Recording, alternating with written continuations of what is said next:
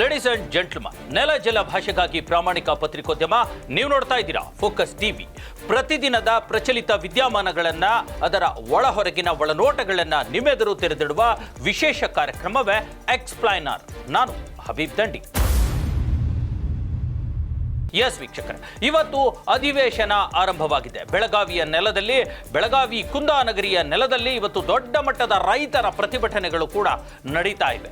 ರೈತರು ಒಂದು ರೀತಿಯ ಬೇಸರವನ್ನ ರಾಜ್ಯ ಸರ್ಕಾರ ಮತ್ತು ಕೇಂದ್ರ ಸರ್ಕಾರದ ಮೇಲೆ ವ್ಯಕ್ತಪಡಿಸ್ತಾ ಇದ್ದಾರೆ. ಅದರ ಜೊತೆಗೆ ತಮ್ಮ ಬೇಡಿಕೆಗಳ ಈಡೇರಿಕೆಗಾಗಿ ಹಲವು ದಿನಗಳಿಂದ, ಹಲವು ತಿಂಗಳಿನಿಂದ ಆಗ್ರಹವನ್ನ ಮಾಡ್ತಾನೆ ಬರ್ತಾ ಇದ್ದಾರೆ. ಇವತ್ತು ಸುಮಾರು 20,000 ರೈತರು ಈ ಒಂದು ಬೆಳಗಾವಿಯ ಸುವರ್ಣಸೌಧದ ಸುತ್ತಮುತ್ತಲು ಸೇರಿಕೊಂಡು ತಮ್ಮ ಬೇಡಿಕೆಗಳ ಈಡೇರಿಕೆಗಾಗಿ ಪ್ರತಿಭಟನೆಯನ್ನ ಮಾಡ್ತಾ ಇದ್ದಾರೆ. ಈ ಕುರಿತಂತ ಒಳ ಹೊರಗಿನ ಒಳನೋಟಗಳನ್ನ ಮತ್ತು ಹೇಗೆ ಬಿಜೆಪಿ ಮತ್ತು ಜೆಡಿಎಸ್ ಈ ರೈತ ಪ್ರತಿಭಟನೆಗೆ ಸ್ಪಂದಿಸ್ತಾ ಇದ್ದಾವೆ ಮತ್ತು ಅವರ ಒಳಗಿನ ಕ್ಯಾಲ್ಕುಲೇಷನ್ಸ್ ಏನು ಅನ್ನೋದನ್ನ ಇವತ್ತಿನ ಈ ಎಪಿಸೋಡ್ ನಲ್ಲಿ ನಾನು ನಿಮಗೆ ಹೇಳ್ತೀನಿ. ರಾಜ್ಯ ಸರ್ಕಾರ ರೈತರಿಗೆ ಮೋಸ ಮಾಡ್ತಾ ಇದೆ. ಇವತ್ತು ಇಷ್ಟೊಂದು 400-500 ಟ್ರ್ಯಾಕ್ಟರ್ಗಳು ಸುಟ್ಟಾಕಿದ್ರು, ಪೊಲೀಸ್ ವ್ಯಾನ್ ಸುಟ್ಟಾಕಿದ್ರು, ಕಬ್ಬು ಎಲ್ಲ ನಾಶ ಆಯಿತು. ಯಾವ ಮುಖ ಇಟ್ಕೊಂಡು ನೀವು ಅಧಿವೇಶನದಲ್ಲಿ ರೈತರ ಪರ ಅಂತ ಹೇಳ್ತಾ ಇದ್ದ? ಆ ದೃಷ್ಟಿಯಿಂದ ನೀವು ರೈತ ವಿರೋಧಿಗಳು. ಅದಕ್ಕೋಸ್ಕರ ನಾವು ಇವತ್ತು ಹೋರಾಟವನ್ನು ನಾವು ಮಾಡ್ತಾ ಇದ್ದೀವಿ. ಎಸ್ ವೀಕ್ಷಕರೇ, ಸುಮಾರು 20,000 ರೈತರು ಇವತ್ತು ಒಗ್ಗೂಡಿ ಬೆಳಗಾವಿಯಲ್ಲಿ ತಮ್ಮದೇ ಆಗಿರತಕ್ಕಂಥ ಶಕ್ತಿ ಪ್ರದರ್ಶನಕ್ಕೆ ಮುಂದಾಗಿದ್ದಾರೆ. ಇದೆಲ್ಲದಕ್ಕಿಂತ ಹೊರತಾಗಿ ರೈತರಿಗೆ ಬೆನ್ನೆಲುಬಾಗಿರ್ತಕ್ಕಂಥವ್ರು ಯಾರು? ವಿಪಕ್ಷಗಳಾಗಿರ್ತಕ್ಕಂಥ ಬಿಜೆಪಿ ಮತ್ತು ಜೆಡಿಎಸ್.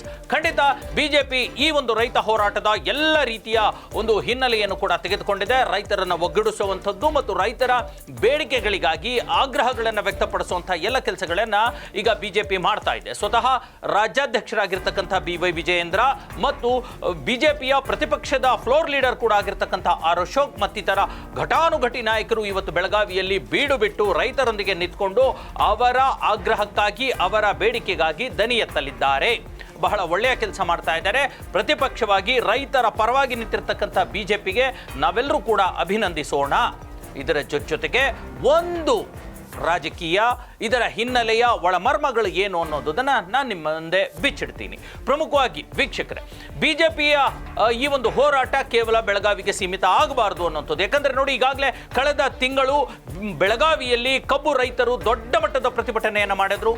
ಅಲ್ಲಿ ಬಹಳಷ್ಟು ಜನ ಬಿಜೆಪಿ ನಾಯಕರು ಹೋಗಲಿಲ್ಲ. BY ವಿಜಯೇಂದ್ರ, CT ರವಿ ಮತ್ತು ಪ್ರಹ್ಲಾದ್ ಜೋಶಿ ಅಂತ 3-4 ನಾಯಕರಷ್ಟೇ ಹೋಗಿ 2 ದಿನ ಇದ್ದು, ಅದರಲ್ಲೂ BY ವಿಜಯೇಂದ್ರ 2 ದಿನ ಅಲ್ಲಿ ಹೋಗಿ ಒಂದು ದಿನ ಹಾಲ್ಟ್ ಮಾಡಿ ಬೆಳಿಗ್ಗೆ ಎದ್ದು ಅಮಿತ್ ಶಾನೇ ನನಗೆ ಫೋನ್ ಮಾಡಿದ್ರು ಅನ್ನುವಂಥ ಒಂದು ಮಾತನ್ನು ಹೇಳಿಬಿಟ್ಟು ಅಲ್ಲಿಂದ ಒಂದು ಫೋನಲ್ಲಿ ಮೀಡಿಯಾದವರು ಎದುರುಗಡೆ ಮಾತಾಡ್ಬಿಟ್ಟು ಬಂದ್ಬಿಟ್ರು. ಅದಕ್ಕೆ ಬಸನಗೌಡ ಪಾಟೀಲ್ ಯತ್ನಾಳ್ ಬಾಯಿ ಬಂದಂಗೆ ಮಾತನಾಡಿದ್ರು, ಇಂಥ ನಾಟಕ ಯಾಕೆ ಮಾಡ್ತಿರ್ರಿ, ಅಮಿತ್ ಶಾ ನಿಮಗೆ ಫೋನ್ ಮಾಡಿ ಕಂಗ್ರ್ಯಾಚುಲೇಷನ್ ಮಾಡ್ತಾರ, ಇವೆಲ್ಲ ನಾಟಕ ಅನ್ನೋಂಥ ಮಾತನ್ನು ಹೇಳಿದ್ರು.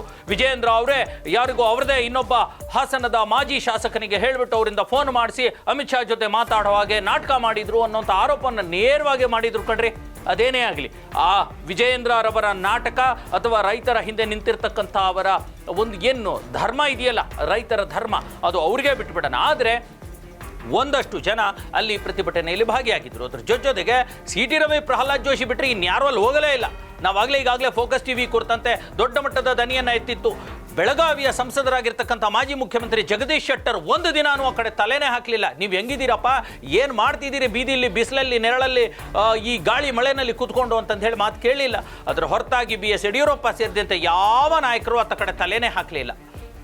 ಈ ಪರಿಸ್ಥಿತಿ ಬಿಜೆಪಿಯವ್ರದ್ದು. ಇನ್ನು JDSನವ್ರದ್ದು ಅಬ್ಬಬ್ಬಬ್ಬಬ್ಬ ಕೇಳೋ ಹಾಗೆ ಇಲ್ಲ. ರೈತರು ರೈತರು ರೈತರು ಅಂತ ಹೇಳ್ಕೊಳ್ಳುವಂಥವ್ರು, ರೈತರ ಪಕ್ಷ ತೆನೆ ಹೊತ್ತ ರೈತ ಮಹಿಳೆಯನ್ನ ಚಿಹ್ನೆಯಾಗಿ ಇಟ್ಕೊಂಡಿರ್ತಕ್ಕಂಥವ್ರು, ಯಾವಾಗಲೂ ಹೆಗಲ ಮೇಲೆ ಹಸಿರು ಶಾಲೆ ಹಾಕ್ಕೊಂಡು ನಮ್ಮ ರೈತ ಪಕ್ಷ ಅಂತ ಹೇಳ್ಕೊಳ್ಳುವಂಥ JDSನವರು. ಅಲ್ಲ, ಈಗೀಗ ಅದು ಕೇಸರಿ ಶಾಲ್ ಬಂದಿದೆ, ಅದು ಬೇರೆ ವಿಚಾರ. ಕುಮಾರಣ್ಣನ ಹೆಗಲ ಮೇಲಂತೂ ಕೇಸರಿ ಶಾಲ್ ಬಂದೋಗ್ಬಿಟ್ಟಿದೆ, ಅದು ಬೇರೆ ವಿಚಾರ. ಆದರೆ JDS ಪಕ್ಷದವರು ಕೂಡ ಒಬ್ರು ಅಲ್ಲಿ ಸುಳಿಲಿಲ್ಲ. ಇದು ವಾಸ್ತವ. ಇದು ರೈತರಿಗೆ ಗೊತ್ತಿದ್ದೇ ಇದೆ. 20,000 ಅಲ್ಲ, 2 ಲಕ್ಷ ಅಲ್ಲ, 2 ಕೋಟಿ ಜನ ರೈತರು ಸೇರಿದ್ರು. ಯಾವ ನಾಯಕ, ಯಾವ ಪಕ್ಷ ಯಾವ ರೀತಿ ರೈತರಿಗೆ ಸಮಾಧಾನ ಮಾಡಿದ್ದಾರೆ, ಬೆಂಬಲಕ್ಕೆ ನಿಂತಿದ್ದಾರೆ ಅನ್ನೋಂಥದ್ದು ಗೊತ್ತಿದೆ. ನಾವು ವಿಚಾರಕ್ಕೆ ಬರೋಣ. ಈಗ ರೈತ ಪ್ರತಿಭಟನೆ ಇವತ್ತು ನಡೀತಾ ಇದೆ. ಇಲ್ಲಿ ಒಂದು ಪ್ರಮುಖ ಮಾತನ್ನ ನಿಮ್ಮ ಎದುರು ಇಡ್ಲಿಕ್ಕೆ ಹೋಗ್ತಾ ಇದ್ದೀನಿ. ನೋಡಿ, ರೈತ ಪ್ರತಿಭಟನೆಯಲ್ಲಿ ಪ್ರಮುಖವಾಗಿ ಕಂಡು ಬರ್ತಾ ಇರೋರು ಯಾರು? ಅದು ಬಿಜೆಪಿಯ ನಾಯಕರು, ಹೌದಲ್ವಾ? ವಿಜಯೇಂದ್ರ, ಅಶೋಕ್ ಇನ್ನಿತರ ಪ್ರಮುಖ ಬಿಜೆಪಿಯ ನಾಯಕರು. ಹಾಗಾದರೆ JDSನವರು ಎಲ್ಲಿ ಹೋದ್ರು? ಯಾಕೆ JDS ನಾಯಕರು ಇದರಲ್ಲಿ ಭಾಗಿಯಾಗ್ತಾ ಇಲ್ಲ? ಯಾಕೆ JDSನ ಘಟಾನುಘಟಿ ದೊಡ್ಡ ದೊಡ್ಡ ನಾಯಕರು ಇಲ್ಲಿ ಈ ಒಂದು ಪ್ರತಿಭಟನೆಯಲ್ಲಿ ರೈತರ ಬೆನ್ನಿಗೆ ನಿಲ್ತಿಲ್ಲ ಅನ್ನುವಂಥ ಪ್ರಶ್ನೆ ಹುಟ್ಕೊಳ್ಳುತ್ತೆ ಅಲ್ವಾ? ರೈತರ ಬಗ್ಗೆ ಅಲಕ್ಷ್ಯವನ್ನು ತೋರ್ತಾ ಇರುವಂಥ ಕಾಂಗ್ರೆಸ್ ಸರ್ಕಾರ, ಸಿದ್ದರಾಮಯ್ಯ ಸರ್ಕಾರ, ಕುಂಭಕರ್ಣ ನಿದ್ರೆಯಲ್ಲಿರುವಂಥ ಕಾಂಗ್ರೆಸ್ ಸರ್ಕಾರವನ್ನು ಬಡಿದೆಬ್ಬಿಸಬೇಕು, ಈ ಉದ್ದೇಶ ಇಟ್ಕೊಂಡು ಪ್ರತಿಭಟನೆಯನ್ನು ಹಮ್ಮಿಕೊಂಡಿರುವಂಥದ್ದು. ಪ್ರತಿಭಟನೆ ನಂತರ ಸದನದಲ್ಲಿ ರೈತರ ವಿಚಾರವನ್ನೇ ಆದ್ಯತೆ ನೀಡಬೇಕು ಅಂತ ನಿನ್ನೆ ಸರ್ಕಾರದ ಒತ್ತಡವನ್ನು ಕೂಡ ಹಾಕಿದ್ದೇವೆ.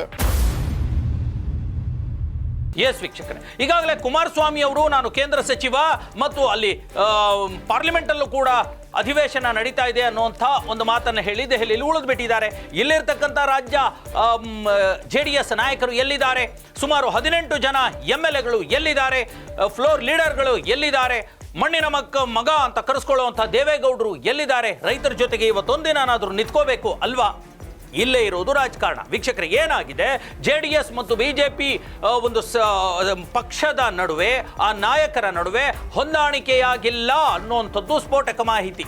ರೈತ ಪ್ರತಿಭಟನೆಯ ಕುರಿತಂತೆ ಎರಡೂ ಪಕ್ಷಗಳು ಏನು ಇವರಿಬ್ರು ಹಾಲು ಬೆಣ್ಣೆ ಅಂತ ಸೇರ್ಕೊಂಡಿದ್ದಾರಲ್ಲ BJP JDSನವರು, ನೋಡಿ ಇಬ್ರು ಸೇರ್ಕೊಂಡು ರೈತರ ಪರವಾಗಿ ಪ್ರತಿಭಟನೆ ಮಾಡ್ಕೊಳ್ಳಿಕ್ಕೆ ಇವರಿಗೆ ಒಮ್ಮತಕ್ಕೆ ಬರಲಾಗಿಲ್ಲ. ಹಾಲು ಬೆಣ್ಣೆ ಅಂತ ಇದ್ದವರು ಈಗ JDS ಸಪೋರ್ಟ್ ಮಾಡ್ತಾ ಇಲ್ಲ. ಅದಕ್ಕೆ ವ್ಯತಿರಿಕ್ತವಾದ ಅಭಿಪ್ರಾಯವನ್ನು JDS ವ್ಯಕ್ತಪಡಿಸಿದೆ. ಹಾಗಾಗಿ BJP ಒಬ್ಬಂಟಿಯಾಗಿ ಈ ಒಂದು ಪ್ರತಿಭಟನೆಯಲ್ಲಿ ಭಾಗಿಯಾಗ್ತಾ ಇದೆ. ಇದರ ಜೊತೆಗೆ BJPಯ ಒಂದು ಕ್ಯಾಲ್ಕುಲೇಷನ್ ಏನು ಗೊತ್ತಾ? ಇಡೀ ರೈತ ಒಂದು ಪ್ರತಿಭಟನೆಯ ಎಲ್ಲ ಕ್ರೆಡಿಟ್ ಅನ್ನ ನಾನೇ ತೆಗೆದುಕೊಂಡು ಬಿಡಬೇಕು ಅನ್ನುವಂಥದ್ದು. ಹಾಗಾಗಿ ಇದು JDSಗೆ ಸರಿ ಬರ್ತಾ ಇಲ್ಲ. JDS BJPಯ ಈ ಪ್ರತಿಭಟನೆಗೆ ಸಪೋರ್ಟ್ ಮಾಡದೇ ಇರೋದಕ್ಕೆ ಇನ್ನೊಂದು ದೊಡ್ಡ ಕಾರಣ ಏನು ಗೊತ್ತಾ? ಈಗಾಗಲೇ ಕೇಂದ್ರದಲ್ಲಿಗೆ BJP ಸರ್ಕಾರ ಇದೆ. ಇಲ್ಲಿನ ರಾಜ್ಯ ಕಾಂಗ್ರೆಸ್ ಸರ್ಕಾರ ತಾನು ಕೊಡುವಂತಹ ಬೆಂಬಲ ಬೆಲೆಯನ್ನ ಕೊಡ್ತಾ ಬಂದು ಈಗ ಅದು ಹೆಚ್ಚಿನ ಹೊಣೆಯನ್ನ ಒಂದು ಹೊಣೆಗಾರಿಕೆಯನ್ನು ಯಾರ ಮೇಲೆ ಹಾಕಿದೆ ಗೊತ್ತಾ? ಕೇಂದ್ರ ಸರ್ಕಾರದ ಮೇಲೆ. FRBಯನ್ನು ಫಿಕ್ಸ್ ಮಾಡಿ, ಬೆಂಬಲ ಬೆಲೆಯನ್ನು ಫಿಕ್ಸ್ ಮಾಡಿ, ಎಲ್ಲದಕ್ಕಿಂತ ಹೆಚ್ಚಿನದಾಗಿ ರೈತರಿಗೆ ಬರಬೇಕಿರುವ ಬಾಕಿ ಹಣ ಇದೆಯಲ್ಲ, ಅದು ಕೇಂದ್ರ ಸರ್ಕಾರ ಕೊಟ್ಟೇ ಇಲ್ಲ ಕಣ್ರಿ. ಈ BJP ನಾಯಕರಿಗೆ, ಈ BJP ಸಂಸದರಿಗೆ ದಮ್ಮಿದ್ರೆ, ತಾಕತ್ತಿದ್ರೆ ಕೇಂದ್ರ ಸರ್ಕಾರದ ಎದೆಗೆ ಒದ್ದು ರಾಜ್ಯಕ್ಕೆ ಬರಬೇಕಾಗಿರ್ತಕ್ಕಂಥ ರೈತರ ಬಾಕಿ ಹಣವನ್ನು ತೆಗೆದುಕೊಂಡು ಬರಲಿ ಅನ್ನುವಂಥ ಮಾತನ್ನ ಕಾಂಗ್ರೆಸ್ ನಾಯಕರು ಆಡ್ತಿದ್ದಾರೆ. ಈಗ BJP ಅವರಿಗೆ ಮುಖ ಇಲ್ಲ ಆ ಬಗ್ಗೆ ಮಾತಾಡಲಿಕ್ಕೆ. ಆ ಕೇಂದ್ರ ಸರ್ಕಾರದ ಮಾತೆತ್ತಿದ್ರೆ ಅವರು ಉತ್ತರನೇ ಕೊಡೋದಿಲ್ಲ. ಈ ಹಂತದಲ್ಲಿ BJP ಮತ್ತು ಕಾಂಗ್ರೆಸ್ ನಡುವೆ ರೈತರ ಪರವಾಗಿ ಸಿಕ್ಕಾಕೊಂಡು, ಅದರಲ್ಲೂ ಕೇಂದ್ರ BJP ಸರ್ಕಾರದ ಮುಲಾಜಿಗೆ ಬಿದ್ದಿರತಕ್ಕಂಥ JDS ನಾನೇ ಯಾಕೆ ಸುಮ್ಮನೆ ಎಕ್ಸ್ಪೋಸ್ ಆಗಬೇಕು ಅನ್ನುವಂಥ ಕಾರಣದಿಂದಲೂ ಇರಬಹುದು ಅದು ಈ ಪ್ರತಿಭಟನೆಯಿಂದ ದೂರ ಉಳಿದಿದೆ. ನಾಮಕಾವಸ್ಥೆ ಎಲ್ಲೋ ಒಂದೋ ಎರಡೋ ಚಿಕ್ಕ ಪುಟ್ಟ ನಾಯಕರಲ್ಲಿ ಭಾಗವಹಿಸಿದ್ದಾರೆ ಹೊರತು ದೊಡ್ಡ ದೊಡ್ಡ ನಾಯಕರು, JDSನ ನಾಯಕರು, ರೈತ ಪಕ್ಷದ ನಾಯಕರು, ರೈತ ಮುಖಂಡರು ಯಾಕೆ ಭಾಗಿಯಾಗಿಲ್ಲ ಅನ್ನೋದು ಇದರ ಹಿಂದೆ ಇರತಕ್ಕಂಥ ದೊಡ್ಡ ಉದ್ದೇಶ. ಕಳೆದ 2-3 ತಿಂಗಳಿಂದ ನಡೀತಾ ಇರತಕ್ಕಂಥ ಈ ಹೋರಾಟದಲ್ಲಿ ಒಮ್ಮೆಯೂ ಎಲ್ಲಿಯೂ JDS ನಾಯಕರು ಭಾಗಿಯಾಗಿಲ್ಲ. ಅದು ಬೆಳಗಾವಿಯ ಕಬ್ಬು ಹೋರಾಟ ಆಗಿರ್ಬೋದು, ಅಥವಾ ಬಾಗಲಕೋಟೆಯ ಗೋವಿನ ಜೋಳದ ಬೆಂಬಲ ಬೆಲೆ ಆಗಿರ್ಬೋದು, ಅಥವಾ ದಾವಣಗೆರೆ ಶಿವಮೊಗ್ಗದಲ್ಲಿ ನಡೀತಾ ಇರತಕ್ಕಂಥ ಮೆಕ್ಕೆಜೋಳದ ಬೆಂಬಲ ಬೆಲೆ ಆಗಿರ್ಬೋದು, ಅಥವಾ ಹೈದರಾಬಾದ್ ಕರ್ನಾಟಕದಲ್ಲಿ ವಿಜಯಪುರ ಮತ್ತು ಬೀದರ್ನಲ್ಲಿ ನಡೀತಾ ಇರತಕ್ಕಂಥ ಕಬ್ಬಿನ ಹೋರಾಟ ಆಗಿರ್ಬೋದು, ಅಥವಾ ಹೈದರಾಬಾದ್ ಕರ್ನಾಟಕದ ವಿಜಯನಗರ, ಬಳ್ಳಾರಿ, ಯಾದಗಿರಿ, ಕೊಪ್ಪಳ ಮುಂತಾದ ಜಿಲ್ಲೆಯ ರೈತರು ತಮ್ಮ 2ನೇ ಬೆಳೆಗೆ TB ಡ್ಯಾಮ್ನಿಂದ ನೀರು ಬಿಡಿ ಅನ್ನುವಂಥ ದೊಡ್ಡ ಮಟ್ಟದ ಹೋರಾಟವನ್ನು ಮಾಡ್ತಿದ್ದಾರೆ. ಅವರ ಪರವಾಗಿ ಒಂದು ಮಾತನ್ನು ಈ JDS ನಾಯಕರು ಆಡ್ತಾ ಇಲ್ಲ. ಅಲ್ಲೂ ಕೂಡ ಘಟಾನುಘಟಿ ನಾಯಕರಿದ್ದಾರೆ. ಬಂಡಪ್ಪ ಕಾಶಂಪುರ್ ಇದ್ದಾರೆ, ಮುಂತಾದವರ ನಾಯಕರು ಯಾರೂ ಅಲ್ಲಿ ಕಾಣಿಸ್ಕೊಂಡಿಲ್ಲ ಕಣ್ರಿ, ಬರಲ್ಲ. ಅಂದ್ರೆ ಇಲ್ಲಿ BJP ಮತ್ತು JDS ನಡುವೆ ಇರ್ತಕ್ಕಂಥ ಭಿನ್ನಮತ, ಒಡಕು, ಒಮ್ಮತ ಇಲ್ಲದೆ ಇರತಕ್ಕಂಥದ್ದು ಸಾಬೀತಾಗ್ತಾ ಇದೆ. ಇದರ ಲಾಭವನ್ನು ಕಾಂಗ್ರೆಸ್ ಪಡ್ಕೋಬಹುದು. ಜೊತೆಗೆ ಕೇಂದ್ರ ಸರ್ಕಾರಕ್ಕೂ ಇದು ಇರುಸುಮುರುಸಾಗುವಂಥ ಎಲ್ಲ ಸಾಧ್ಯತೆಗಳಿದ್ದಾವೆ. ನಾ ಹೇಳುವಂಥದ್ದು ಅಥವಾ ನಮ್ಮ ಫೋಕಸ್ TV ಹೇಳುವಂಥದ್ದು, ಈ 3 ಪಕ್ಷಗಳ ಒಂದು ನಾಟಕದ ಹಿನ್ನೆಲೆಯಲ್ಲಿ ಎಲ್ಲವನ್ನು ಬಿಟ್ಟು ರೈತರ ಉದ್ಧಾರ ಆಗಬೇಕು, ರೈತರಿಗೆ ಬೆಂಬಲ ಬೆಲೆ ಸಿಗಬೇಕು, ರೈತರಿಗೆ ಸರಿಯಾದ ಬೆಲೆ ನಿಗದಿಯಾಗಬೇಕು ಅನ್ನುವಂಥದ್ದೇ ನಮ್ಮ ಫೋಕಸ್ TVಯ ಆಗ್ರಹ. ಎಸ್ ವೀಕ್ಷಕರೇ, ಇದಾಗಿತ್ತು ಇವತ್ತಿನ ಎಕ್ಸ್ಪ್ಲೇನರ್. 3 ಪಕ್ಷಗಳ JDS, BJP ಮತ್ತು ಕಾಂಗ್ರೆಸ್ ಪಕ್ಷಗಳ ರೈತರ ಕುರಿತಾದ ಒಂದು ಬದ್ಧತೆ ಎಂತಹದ್ದು, ಅವರ ನಾಟಕಗಳು ಎಂತಹದ್ದು ಅನ್ನುವಂಥದ್ದನ್ನು ನಿಮ್ಮ ಮುಂದೆ ಎಳೆಯಾಗಿ ಬಿಚ್ಚಿಟ್ಟಿದ್ದೇನೆ. ಮುಂದಿನ ಮತ್ತೊಂದು ವಿಚಾರದೊಂದಿಗೆ ನಿಮ್ಮ ಮುಂದೆ ಬರ್ತೇನೆ. ಅಲ್ಲಿವರೆಗೂ ನೋಡ್ತಾ ಇರಿ ನೆಲ ಜಲ ಭಾಷೆಗಾಗಿ ಪ್ರಾಮಾಣಿಕ ಪತ್ರಿಕೋದ್ಯಮ, ನಿಮ್ಮ ಫೋಕಸ್ TV.